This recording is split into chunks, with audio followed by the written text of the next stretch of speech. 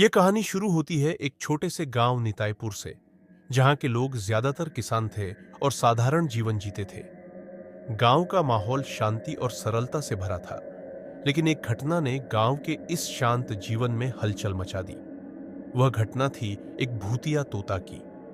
गांव में कहा जाता था कि यह तोता एक अमीर जमींदार का पालतू था, जिसका प्राचीन महल गांव के बाहर एक बड़े आम के बाग में स्थित था। 20 साल पहले जमींदार की रहस्यमय तरीके से मौत हो गई थी और तब से वह महल वीरान पड़ा था। लेकिन लोगों का कहना था कि जमींदार के मरने के बाद भी उसका तोता वहीं रह गया था। लोग मानते थे कि यह तोता साधारण तोता नहीं था। जमींदार की मौत के बाद तोता किसी को दिखा नहीं, लेकिन कभी-कभी उसकी आवाज गांव तक सुनाई देती थी। गांव के बड़े बुजुर्ग कहते थे, उस महल के पास मत जाना, वहां तोते की नजर पड़ते ही तू कभी लौटकर नहीं आएगा, वह तोता भूतिया है। परंतु गांव का किशोर रतन इन सब बातों पर यकीन नहीं करता था। उसके मन में हमेशा संदेह बना रहता। भूत प्रेत जैसी बातें उसे बेमतलब लगती थी। वह सोचता, अगर इसमें सच्चाई है तो एक बार जाकर देखना चाहिए। एक दिन शाम को रतन ने ठान लिया कि वह उस पुराने महल में जाकर देखेगा। उसके दोस्तों ने उसे बहुत समझाया, लेकिन वह किसी की सुनने वाला नहीं था। अपनी मां से बहाना बनाकर एक लाठी लेकर वह महल की ओर निकल पड़ा। जैसे जैसे वह गांव से दूर होता गया, चारों ओर अंधेरा छाने लगा। लेकिन रतन को डर नहीं था। उसका मन कह रहा था कि भूत जैसी कोई चीज नहीं होती।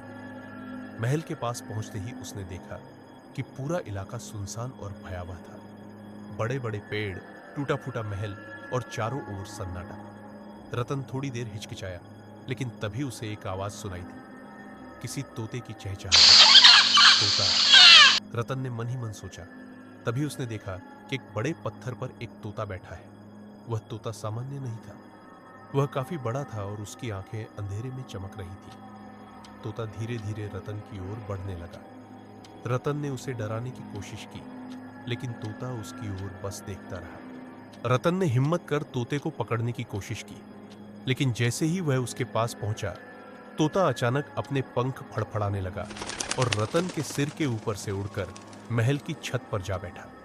रतन ने फिर भी हिम्मत नहीं हारी और तोते का पीछा करते हुए महल के अंदर चला गया। महल के अंदर का माहौल डरावना था। चारों ओर अजीब अजीब ठंडी हवाएं चल रही थी और ऐसा लग रहा था जैसे कोई रतन के पीछे पीछे चल रहा हो। अचानक उसने पीछे मुड़कर देखा तो एक छाया उसके सामने खड़ी थी। रतन का शरीर कांप उठा। उसे समझ नहीं आ रहा था कि क्या करे। छाया धीरे धीरे रतन की ओर बढ़ी और बोली, तू यहाँ क्यों आया है? तुझे नहीं पता, इस महल में अभी भी मैं रहता हूँ। उसे आवाज नहीं निकल रही थी।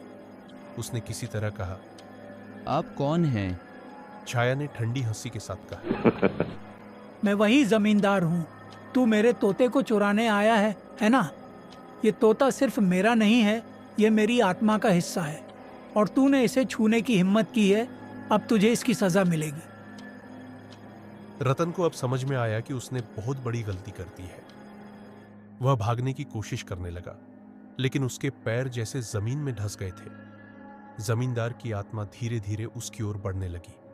पीछे से तोते के पंख फड़फड़ाने की आवाज आ रही थी। रतन चिल्लाना चाहता था, पर उसकी आवाज गले में ही अटक गई।